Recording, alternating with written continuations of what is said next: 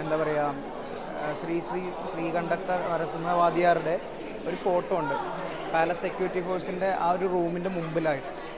പുള്ളി എന്ന് പറഞ്ഞു കഴിഞ്ഞാൽ 20/2/1953 മുതൽ 10/12/2013 വരെ മൈസൂർ ഭരിച്ചിരുന്ന, അതല്ലെങ്കിൽ ഈ ഒരു രാജവംശത്തിൻ്റെ അധികാരിയായിരുന്ന ഒരു വ്യക്തിയാണ്. ഈ പാലസിൻ്റെയും എല്ലാത്തിൻ്റെയും ഉടമസ്ഥനായിട്ടുണ്ടായിരുന്ന ഒരു വ്യക്തിയാണ്.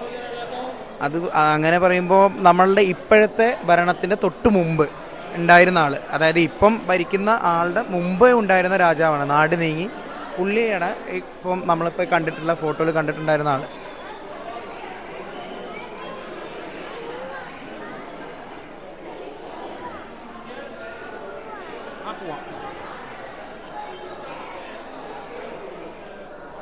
പിന്നെ ഇവിടുത്തെ ടൂറിസ്റ്റിൻ്റെ ഇൻഫർമേഷൻ ബുക്ക് സെൻ്ററൊക്കെ നമുക്ക് ഇതിൻ്റെ ഉള്ളിൽ തന്നെ ഉണ്ട്, അവൈലബിൾ ആണ് ബുക്കുകളും കാര്യങ്ങളൊക്കെ. പിന്നെ